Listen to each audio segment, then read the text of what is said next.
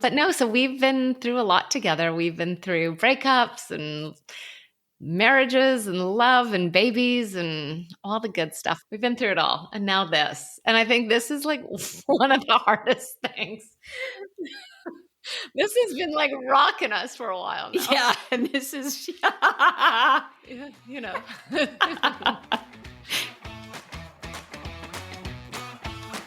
Welcome to This Is Perimenopause, the podcast where we delve into the transformative journey of perimenopause and beyond. I'm one of your hosts, Mikelle.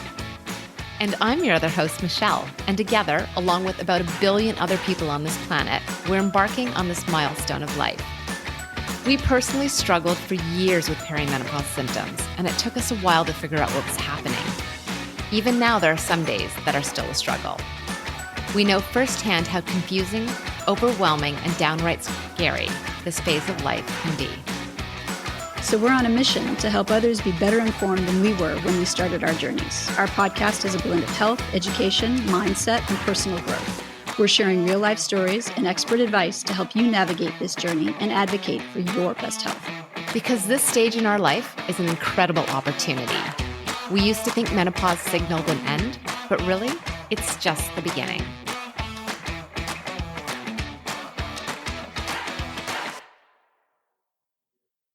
This podcast is for general information only. It's designed to educate, inspire, and support you on your personal journey through perimenopause.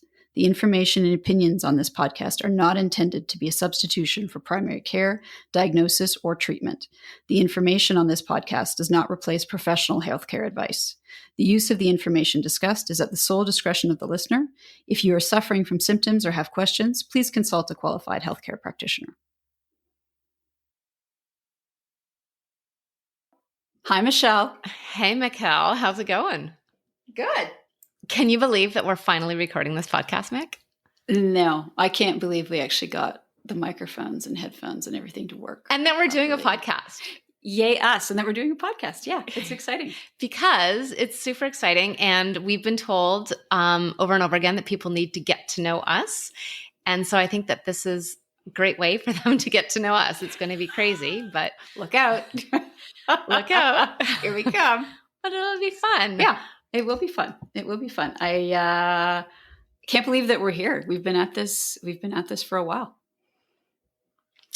In earnest, I'd say almost a year. Yeah. But we've been doing it for probably 1.5 years before that. Yeah. Right now, we're doing a publishing site called This Is Perimenopause.com, the same name as our podcast. And the idea here is that we really, really had a hard time with perimenopause, and we didn't even know we were having a hard time with perimenopause. We just knew that life sucked and we couldn't figure out what was happening. There was a lot happening. And so chatting, commiserating, and finally realizing that I think, Mikelle, I think you figured it out first, that we were in perimenopause. I couldn't imagine going through this without you. And I think talking to other people realized not everybody has a Michelle or a Mikelle. And, what could we do to help people through this phase of life, which can be exciting and adventurous and interesting and a time of discovery and doesn't have to be a big struggle. So we thought, what could we do to help people realize, one, they're not alone, and two, that they have a great opportunity, but they just need some information and some resources and some know-how on how to navigate what's going on. Not everybody is symptomatic, but for those of us who are, oh my God, it can be brutal. And three, no one is coming to help us. Like still, things are getting better. And a few months ago, everyone was saying, oh, menopause is having its moment. And I think that's valid. There is a changing narrative. There are more people coming to the table, sharing their stories, talking about this. But sadly, we're still nowhere near answers. And people come into this blindsided and have no idea what's going on and why they don't feel like themselves anymore. And it sucks. So it does suck. So that's how This Is Perimenopause was born, out of this need to help ourselves, but also hopefully help a few other people figure things out a lot sooner than we did. And, for those of us struggling who don't have their bestie in the same boat that can commiserate and share and help move things in the right direction, This Is Perimenopause is for you. So, what we're going to be doing on this podcast is we're going to be sharing our stories. We're going to be interviewing a lot of really amazing guests and getting their stories, but also learning a little bit more about perimenopause. Before we go there, though, we thought that it was important that you guys get a chance to get to know us. And so, what we're doing today is that instead of interviewing a guest, we're being interviewed by our fabulous producer, Amy. Yeah, we love her. Applause. And so she's going to be introducing us just to give you a little bit more information about who we are and what we're doing and why we're doing this. Amy? Thank you so much. I'm thrilled to be here. I'm excited to grow and support the This Is Perimenopause podcast. I usually work in the background of a podcast, so asking the questions is new for me, but I'm excited to have this conversation. So let's get started. Welcome to the very first episode of the This Is Perimenopause podcast. Woohoo! How does it feel to finally be recording? A little surreal. Amazing, scary, weird, because I listen to podcasts 24/7. Like if you ever talk to me, I'll be like, so I listened to this podcast. It drives Mikelle crazy, I'm sure. And now to be on this side of the microphone, it's pretty cool and scary. What's the last one you listened to, Michelle? I'm listening to AI podcasts right now because I want to know about what the hell's going on. Don't we all? Mikelle, earlier you gave us a brief overview of what This Is Perimenopause is. Why don't you and Michelle tell us a little bit about why you started it and why you want to do the podcast? Yeah, so we were struggling. We knew we were in perimenopause. And once we figured out we were in perimenopause, we were shocked and disheartened by how little support we could find. And we were actively searching it out. And we thought, my God, we can't be the only people feeling this way, dealing with this. So why don't we do something about it and start putting out some information? And I think not just information, but putting it out there that this is what can happen and you're not alone. Because I think perimenopause, if you're struggling and symptomatic, can be very isolating, and that can really take a toll. So we decided to start with a blog post, and that came out of, we were very fortunate to get into the AC Studio program at the Accelerator Center in Waterloo, Ontario.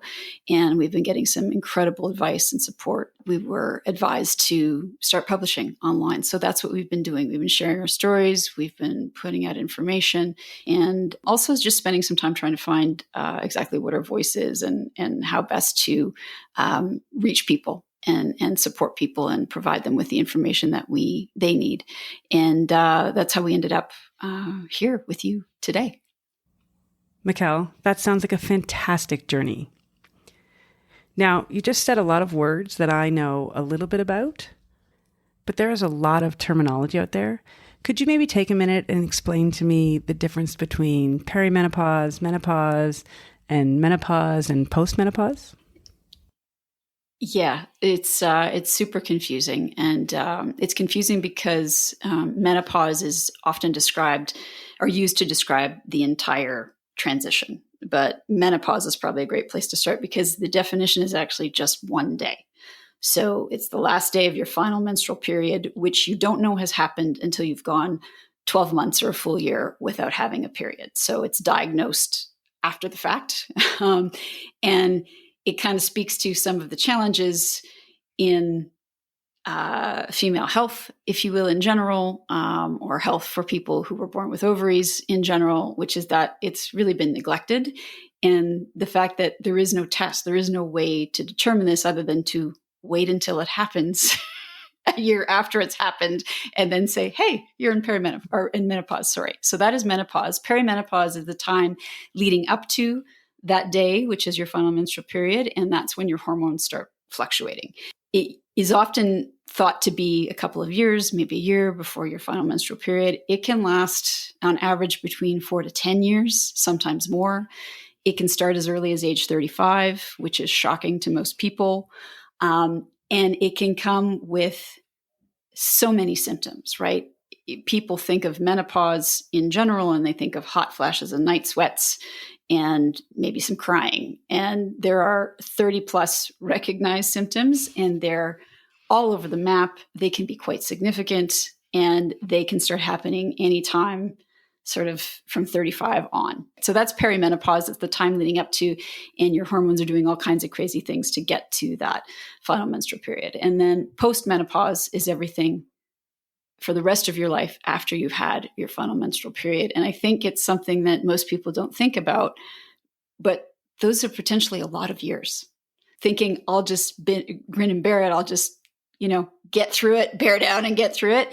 Probably not the best idea given how long it can go on for and how symptomatic you can be. That's a very helpful description. And I agree, Mikelle. I think that the last couple of generations are going to live longer, and the amount of years in post-menopause is going to grow exponentially. So I'm really glad that the two of you are doing this podcast and putting all the information on the website for the rest of us to learn about. So now let's go back to the beginning, because I actually don't even know this story. How do the two of you know each other?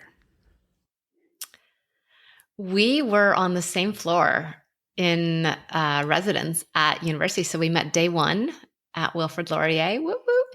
And that was like 30 years ago, Mikelle. Is that true? I think we were 20. Oh my God. Yeah.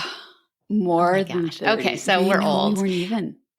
31 years ago. We were like, 31 years ago. Oh my God. Oh, I love that though. It's so awesome to hear that you're friends with the person you met on the first day of university. Yeah, you know what? And I think we're friends with like a lot of our closest friends are the people we met the first day of university, I would say. I mean, we have different friend circles as well, but I think like my tight girls are the first day of university. Yeah. But no, so we've been through a lot together. We've been through breakups and marriages and love and babies and all the good stuff. We've been through it all. And now this. And I think this is like one of the hardest things. This has been like rocking us for a while now. Yeah. And this is,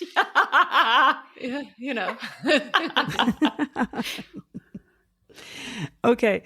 This is my next question. Michelle, what has changed and what has stayed the same about Mikelle since university through to today? Oh, wow. She's always been way funnier than me. Just ask Yelena. But she's just always been a level-headed, like she's fun. But she's level-headed and she is to the point and she's kind and smart and that has never changed. And she's always been like the person you go to when you really want to get some like sound advice and no bullshit, like tell it like it is. Yeah. She's just that person. She's honest in a kind way though. Like she never hurts your feelings. Well, sometimes. Oh, thank you. That's so sweet. That's very kind. Thank you. And Mikelle? When I describe Michelle, my go-to is always, you could drop her into any situation, anywhere on the planet, and in a very short period of time, she will be friends with everyone in the room, and she will be completely comfortable at ease. She will make everybody else completely comfortable at ease, and she will be the life of the party. Until 9 o'clock. Until 9 o'clock when she has to go to bed. Yeah. And the joke is when I've dropped her into a new room of people, or when anybody has, and someone will come over to me or her life partner and say, "Oh my God, she is so much fun." And we're like, enjoy. You've got about 15 more minutes to enjoy her because she's about to shut it down. That is the thing. So that is my best definition of Michelle. It's not the only definition of Michelle, but it's the best definition of Michelle. And back at you, she's my person, right? When shit gets hard, which it does in life, she is who I call, or text, or fly to sit on her couch. Aw, that's so nice. Yeah. Everyone needs someone like that in their life. Yeah, absolutely. Absolutely. So I'd like to go back to, Mikelle, you referenced earlier the AC Center in Waterloo. Mm-hmm. So can you tell us just a little bit about what it is and what the program you're involved with is all about? Yeah, so the Accelerator Center is a tech incubator, and it's ranked one of the best in the world. And I'm not going to even attempt to state how that is or why that is, but it is if you Google it. And they have I think it's a new program that was launched when we got in. Is that right, Michelle? Yes, this is the Called first year. AC Studio. Yeah, and so we got accepted to the second phase, which is really exciting, on May 1st. And what they provide is it comes with some non-dilutive funding, which is really spectacular and not that common. But perhaps more importantly, it comes with some exceptional talent and advice in terms of mentorship. There's all of these great resources and funding and support in different ways from a financial perspective that have been invaluable. And they really set us on the trajectory that we're on now. When we started, we were building an app, kind of like, oh yeah, this is how we'll solve this. And I think that there is still great value to that app, and it's still, down the road in the future. But I think that path that we've been sort of led down is a really exciting and really feels like a good fit. And I think that there's a lot of potential here to help us bootstrap for a while longer. Wow, that sounds like such a great program. I really think, though, that it's important to pause right here for a moment and acknowledge that you are women founders in the startup space, which comes with its own set of challenges. And we're old, Amy. Really old. Well, let's just say just not right out of university. We're just mature. So as women founders in the startup space, what has it been like? And what has been your biggest challenge so far? I think it's, I'll speak for myself, but it's intimidating because we are old. We're not tech engineers. We went to Laurier, not University of Waterloo, which is the tech school, right? And we're not tech engineers, and we're older. We're female, and I think it can be intimidating for sure. What I would say, though, that this experience has taught a lesson again that I still seem to be reluctant to learn is that everybody at their core really doesn't know what they're doing. And everybody has their weak points and their fears and their challenges. And what this program has helped me with a lot just personally is, oh no, wait a minute, I do have something to contribute, and I do have something of value to offer. And yeah, I'm not supposed to know everything. I think one of the other challenges too is that we're both in perimenopause, and some of the symptoms, I'm not to just bring it all back, but some of the symptoms around perimenopause are real, and they impact women in all facets of their life, including work. So the brain fog and the lack of motivation and the depression, some of the depression, some of the anxiety, there's a whole whack load of symptoms that hit us during this time period. And that's the reason that women and more studies are being done, and more literature is coming out right now, but there's women leaving the workforce in droves because of perimenopause and menopause. Yeah, I think, and it's not even so much that women are necessarily leaving either. There are women we know women who have left their jobs specifically because of perimenopause, and they maybe didn't realize it at the time, but they know now, or vice versa.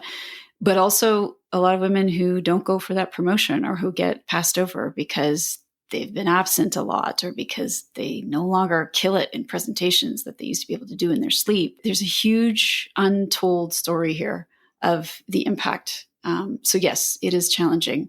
But luckily, not just the mentors, but the cohort that we're in, they're all very kind and generous, and the younger ones help us old ones. Well, I think you guys are doing a great job, and I personally love hearing successful women startup stories. But Michelle, I'm really glad that you actually brought it back around to perimenopause, because now that we know a little bit about you and a little bit about how This Is Perimenopause got started, would you be able to tell us more about how the This Is Perimenopause website and the podcast will help women? Well, I think Mikelle touched on at the beginning that a lot of people go through this journey feeling really alone. And we go to our doctors and oftentimes we're dismissed and we're made to feel like a little bit crazy and definitely misunderstood. And it's challenging, difficult, horrendous that this is happening. And so what we're hoping to do is we're not doctors. We're not, we don't have any degrees. That's hence our disclaimer at the beginning. This is not medical advice, but I think that there's some value and some beauty in our stories and in the people that we're bringing on and their stories, and just hearing that other people are going through just that whole me too. Hey, I'm here too. Oh my gosh, you too. I think that there's comfort and support in that. And we just want people to feel supported and better understand what's happening to them and better understood. Well, having a place where you can feel heard and understood is always helpful. Now that we've established that we're not doctors and this isn't technically medical advice, can you tell us a little more specifically, if we went to the website, what kind of information would we find that would be interesting, helpful, and relatable? So you'll find a lot about our personal stories and what has happened to us in perimenopause, and what we did to overcome and the solutions we found and the help we eventually found. You'll find some experts. I interviewed my pharmacist as an example, which is something most people don't think about if they think about having a care team, right? They think they have a doctor, maybe they have a physiotherapist or, that kind of thing, but a really great pharmacist, very underutilized. And some of them are, lifestyle blogs that have to do with, oh my God, Michelle wrote a great one. I was on vacation and I feel disgusting. And how do I deal with this? And she writes about what she did and what was helpful and what wasn't. And so it's a little bit of everything, because it can easily become very overwhelming if you're in it and you're trying to decipher all of this medical stuff. So we're trying to approach it as a conversation with your best friend. Well, even though you're not doctors, you know lots of doctors and healthcare professionals, right? Yes. So yes. Really, you're curating all of this information for us into one place. Because you're right, searching can be very overwhelming. Yeah. So having expert advice as well as relatable life stories together in one place sounds like it would be something that is very valuable. We think so. Yeah. So could you both tell us a little bit about your perimenopause story? Well, that could take a whole nother episode or 10. So maybe just a snippet. Yeah. I think it sparked for me when Michelle was answering a previous question about, why we're doing this and what the site is about. And I think looking back now, I was in perimenopause for many years before I realized what was going on. So there were a lot of strange things going on that I attributed to postpartum. I had kids later in life. And then looking back, it probably wasn't just that, because postpartum doesn't typically last as long as I thought it did, as an example. And the big thing for me, I was, I guess, probably about 42 years old. And I suddenly was waking up in the middle of the night, like at 2 a.m, and could not get back to sleep. It wasn't just like groggy, kind of awake, go to the bathroom, get back to sleep. It was like I'd been plugged into an electrical socket and I couldn't figure it out. I consulted a variety of health professionals who also could not figure out. And one of them actually ended up saying, well, maybe you just don't need much sleep anymore. I wish that were true. Dear God, I wish that were true, but it's not. I'm a bag of hammers. I can't function. This is not tenable. I can't do this. And I know now, I'm convinced now, because that's the other crazy thing. There really is no definitive way to determine any of this, but it's diagnosed based on symptoms. And we should say this: perimenopause, menopause, postmenopause, whatever you call it, it's not a disease. This is not a bad thing. It's something, unfortunately, that the world doesn't properly understand and that we have been left to just sort out for ourselves. And that's part of what we're trying to do, is help people sort this out. But for me, I didn't know I was in perimenopause. I thought I was waking up in the middle of the night, not getting back to sleep because I couldn't handle the stress of the life that I had created. I thought I couldn't handle my job.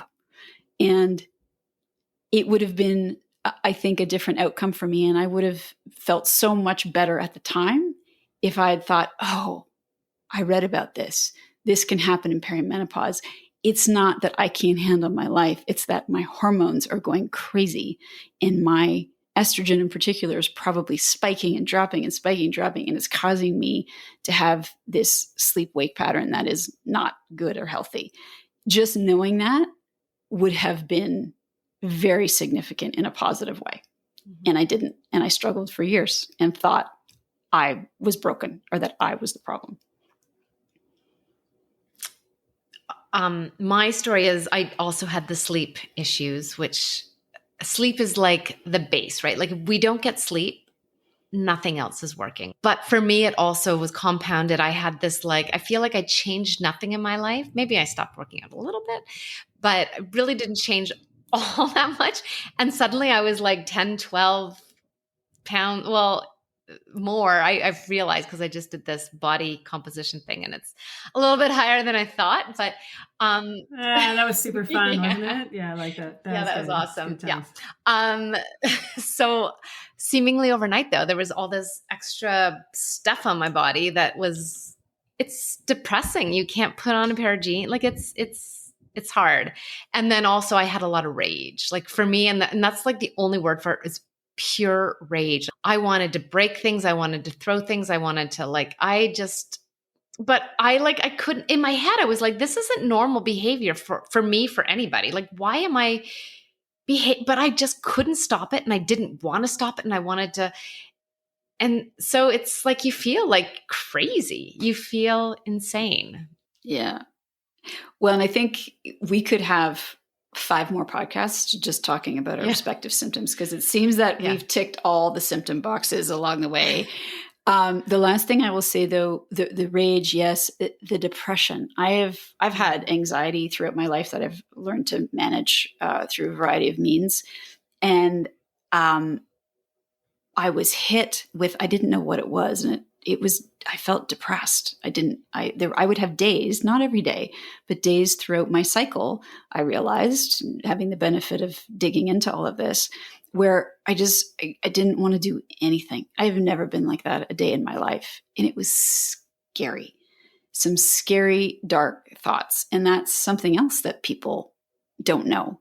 And if you don't know, where does that lead?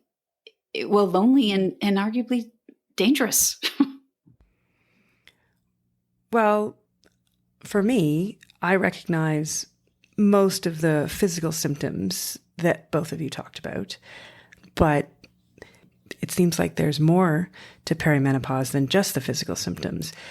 Can you tell us a little bit more about the mental health side of it? And do you think it's something that is overlooked? Absolutely. It's overlooked. I don't know anyone in this age and stage who doesn't suddenly have mental health behavior challenges, changes that they don't recognize and they don't understand. I think they are way more prevalent than what is indicated in the literature and in the studies that have been done. We need way more studies. We need way more research, money, and information about this phase of life and what happens to the female body. But in particular, I think the mental health aspects, because I know there are people who suffer significantly from a mental health perspective. And I don't know the numbers, but I do know that during this period of our lives, women sort of over the age of 40, the rate of suicide is up, and also the rate of divorce. And like, there's got to be a link, a correlation. And unfortunately, it just there hasn't been enough studies, and more are starting to happen. But, you know, women's health in general wasn't even studied. Women weren't included in studies until the mid 90s, you know, like, so there's so much that we don't know. And hopefully soon we'll have some answers to some of these questions. Thank you for highlighting the mental health side of perimenopause. I think that was an important conversation to have. So we're coming to the end of our conversation. And before we go, I would just like to say that I am excited to go on this journey with you. And as we bring guests on, hear their stories, and through those conversations, get to know both of you even better. You have wonderful stories and insights. You are fantastic guests, and I know you will be fabulous hosts. But before we finish, I have one last question for both of you. What is one thing you would like every woman in their mid-30s to late 50s to know about perimenopause? I think that it's not the end. I think that it has a bad rap, and that we need to create a movement to have a paradigm shift, because we were pretty miserable with a lot of these symptoms. And, what we've discovered in all of this really is the best time. Like, I wouldn't go back and be younger for anything in the world right now. It's not the end. It's the beginning. And I think also, you're not crazy. Like, and sidebar, you're not crazy. You're not crazy. When you feel like someone has taken over your body and you don't even recognize yourself in the mirror, and you have no idea what is going on, like, you're not crazy and you're not alone. We're here. I guarantee every time we start the conversation, we say the word perimenopause now. Some people are like, most people are like, oh my God. And they've got a story. And I think we just need to start talking and sharing and celebrating. I think we'll be doing lots of celebrating here on the podcast. But besides the podcast, where can people find the information from This Is Perimenopause? Our website, is where you can read all of our blogs, is thisisperimenopause.com.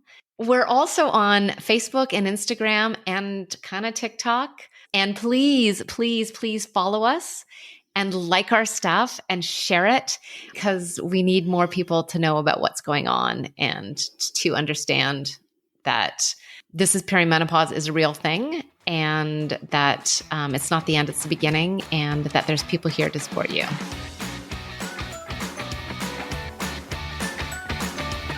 Thanks so much for listening to the show. If you like what you hear, please take a moment to rate and subscribe to our podcast. When you do this, it helps to raise our podcast profile so more women can find us and get a little better understanding of what to expect in perimenopause. We also read all the reviews, the good, the bad, and the ugly, to help us continuously improve our show. We would love to hear from you. You can connect with us through the podcast, on social media, or through our website. Our information, as well as links and details from our conversation today, can be found in the show notes.